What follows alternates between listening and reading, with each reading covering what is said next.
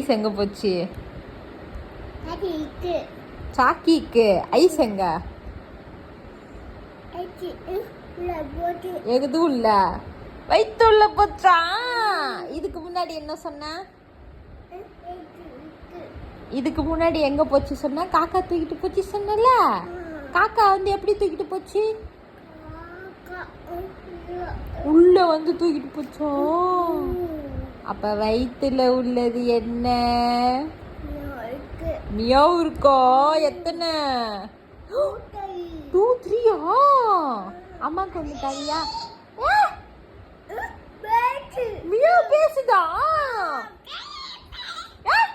சாய் தானே பேசுறான். மியாவ் பேசுதா உள்ள இருந்து?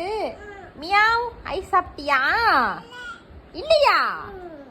ஏன் சாப்பிடல? உனக்கு சாய் தரலையா ஐஸு?